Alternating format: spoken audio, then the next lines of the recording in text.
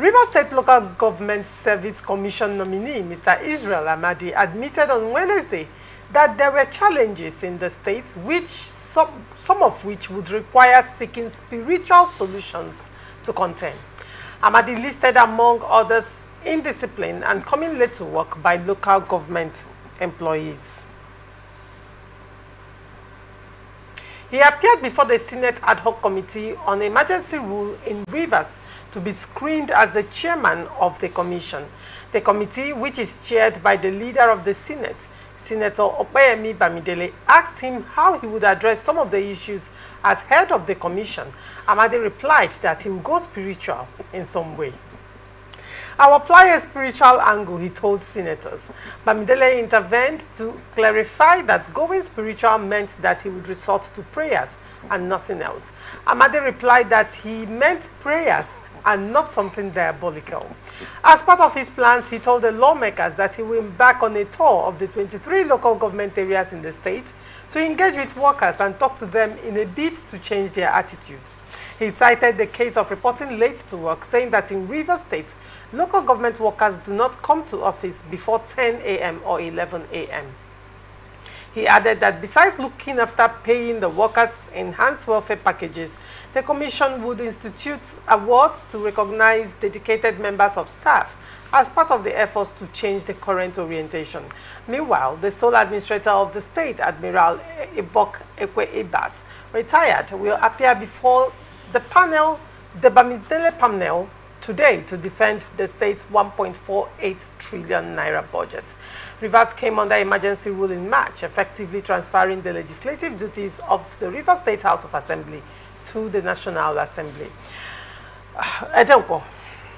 Now, the Rivers State Local Government Commission nominee, Mr. Israel Amadi, said he will go spiritual in order to contain some of the problems in Rivers State service. What do you have to say to that?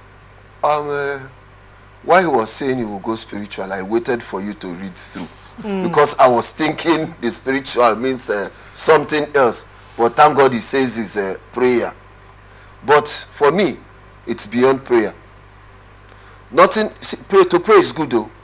To pray is very good. But if you pray and you do nothing, they say faith without work is dead. Show me your faith without... So for me, if he says he will pray, that's on the other side. But what are the things to put in place? For crying, some persons that work in government do not even know the reason why they are there. Some persons do not even have tables. And any man who doesn't have a table, doesn't have a chair, tactically that person is partially unemployed. So there must be rules of engagement where people will be given job function. And there should be KPIs to measure productivity. Because if you look at it, somebody comes to work by 10, 11 and doesn't have anything to do. It's absurd. It doesn't work that way. So for me, if he says he's praying, granted, no problem. He should turn the local government secretaries to churches, no doubt. But people should be given job to do. People should be monitored. There should be regular KPI just to check people's performance, not even award. Fine, it's even from your KPIs that you'll be given an award. But first, they should do an audit, personnel audit, to know those who are fully employed, those that have died for a long time that are still collecting salaries. So, coming to the local government, what he's going to do, it's beyond spiritual. If he must succeed, it's not just praying. It's not engaging them. If you engage them, there must be feedback. Find out those who are really employed. What are they doing? Their job function. And there should be regular monitoring. It even starts from the chairman, those at the top. How many times does a council chairman or sole administrator comes to the office? It's supposed to be a place where you report at 8 a.m. and you don't leave till 4 p.m. But some of them, 2, 3, 4 days, they've not been to the council. They just come at the end of the month, hold the F&G meeting, disburse funds to whoever they want to disburse, and in 1 week, you can book an appointment with a council chairman, you can't even find him. So the rot starts from the top. All right. Now, the question would be, in your statement, you said they can turn the local government to churches. And if prayer, it's good and fine, but then there are other things. One would say, for a person of this caliber who appeared before the Senate, and you are being interviewed for a specific position of the chairman of the Civil Service Commission in Rivers State, and your answer is that you're going to go spiritual, and upon further investigation you say you're going to use prayer to contain some of the problems. I am wondering whether if this is a case of cluelessness, not knowing what to do, not even understanding what the problems are, and not being clueless about the question would be, does he even understand what the problems are? Probably, because if he understands what the problems are, he will be telling the Senate, giving practical solutions of what can be done. But when there are problems and you're vague about the problems, and then you're answering that in order to handle the Civil Service Commission, you're going to go spiritual. I don't know what to make of that. What? Is it okay? While this story might look funny, sadly, this is a representation of the kind of leaders we have across board in Nigeria. Like, how do you go to the Senate and you open your mouth when you're asked the question on how you're going to revive or how you're going to handle the Civil Service Commission of a state, and your answer is that you're going to go spiritual, you're going to use prayers in this country? Well, yeah, before I get back to you for further thoughts on that, Daniel, what do you make of this story? I think for me, without not sounding rude, it's just a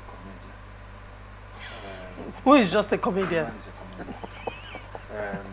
I'm a Christian, and my faith is personal to me. When I'm called for public assignment, my faith, I keep that one side. It is not fair for us to have people like this represent Rivers State. When they are brilliant guys. As the assignment as sensitive as the local government Civil Service and Commission. then you are talking about prayers, you are talking about how you go spiritual. We have local government that under their purview is the primary health care, and primary health care is the most sensitive. That's why you go to villages today when they are not in, people call Tinubu. It's not Tinubu. Your local government chairman is not doing anything there. You have the markets there. You have agriculture. You're not talking about how employment, because today we have turned local government employment to, because he's a political person, we have worked for him. He just packed me and my family and dumped us in one local government. As a form of settlement. We are there. A friend of mine, when I got back to Rivers State, he works with the state government here. And he said they went to one of the local government. You know, those days until Tinubu came and went to court and said, look, the local government system must function. So they go from state to supervise this their engineering department. He said in one of the local government districts, they have almost about 24 drivers. There is no vehicle. They don't have a vehicle. There are 24 drivers. In other words, these people come and just sit down, gist, and everybody go back home. And then when their allocation come, they pay salaries and everybody go. I expect that a man should be telling us what is Rivers State, the advantage of Gokana local government, of Eche local government, of this is what he will do, this is how they will do, this is what will be done. And you're telling me about prayer? Okay, in all of this, what has he said? That the people who sit and screen him, who do not know Rivers people, who do not know Rivers State, and he's giving a picture of what Rivers State should look like in the next few years, and he's telling me about prayer. No, none of us hate prayers, but that is my private thing. As I come here to discuss with you now, and you ask me a question, as Daniel, what is your view? I said, no, maybe I'll be praying. No, that's why I said I don't want to sound rude, but in all honesty, I have lived in Rivers State for several years. There are brilliant, articulate guys here in Rivers State who had invested so much in themselves that ought to hold sensitive positions like this. You are the Senate level. You are telling them you want to go and pray. Pray, you know, there are certain news that once you hear them, you pinch yourself to be sure that. And the funniest thing is that this man went to school. He went to school. He understands the thing. So what is happening? And then you put people there who do not understand that. I tell you, see, most of the insecurity problems that you have emanates from core local government failure. Everybody want to come to Port Harcourt City. Everybody want to come to Obiakpo. Everybody leaves the whole other places and be here. And we are struggling, doing everything here. The houses, the rent. And you are not saying, putting it down to people who are before you to tell them this is what River State is. We will be using this certain place because of the richness of what we have here. We would make sure, and you are telling me about prayer. That's why I said, let me not sound as if I'm being rude to him. But in all honesty, he has not represented us well at the Senate screen. All right. Then you want to say something? I think it just shows a high level of cluelessness, as in he doesn't even know the assignment he's going for. Ordinarily, to say that he will rely more on prayer is ridiculous. Prayer to make them come to work on time. Is ridiculous. Ordinarily, except he's telling us that his plans, he doesn't want to make it public.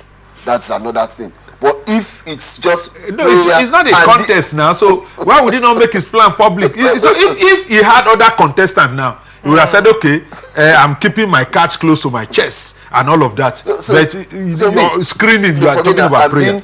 Just trying to think outside the box. But what he said here, he said, besides looking after paying the workers enhanced welfare package, which apparently is not even in his place, but the place of the governor, the commission will institute awards to recognize dedicated members. Now, he's looking at reward system without looking at consequence management of a system that's already failed, correct? And he's not looking at how do we even increase productivity of the workers in local government. He's not looking at how do we even, remove people, ghost workers, and all those excess luggage that is eating deeply into the IGR of the state.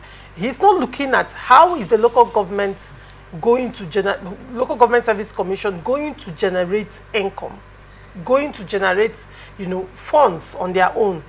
He's not looking at that. I am looking at there are a lot of perspectives to this, and he just talked about two things: welfare, payment of salaries, probably paying it on time, and secondly, rewarding dedicated staff, and then using prayers. For me, like I always say, it shows that he's not prepared. But can you blame him when the leaders of Nigeria will tell you Nigeria needs prayers at this point? Only God can. I'm telling you, I'm putting some of our leaders. Only God can save Nigeria. We need to pray for Nigeria. Pray for your leaders. So, see, for me as a person, is that not the mantra in this country? No, for me as a person, I belong to that school of thought that deals essentially with being proactive.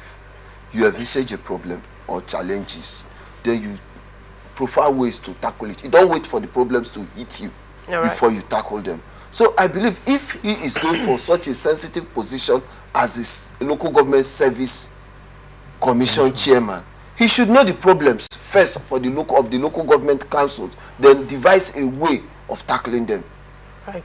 But like I said, he says he's going to engage the workers. So I'm sure at the level of engagement, he will get to find out some things by himself firsthand. No, I think that first, even before you engage the workers, I give an example here where my friend said they have 24 persons in a particular section and there is no vehicle to drive. And so there must be a revival of such system before you can go even to production. But it is insulting to even mention prayer. Prayer doesn't even arise. In the conversation, prayer doesn't even arise. It's absurd that for a multi-religious society like Nigeria, you're saying you're going spiritual, and they ask you, you say prayer, you say prayer. Not diabolic. That's prayer. That means he's not qualified. He doesn't know what he's going in for. You're right.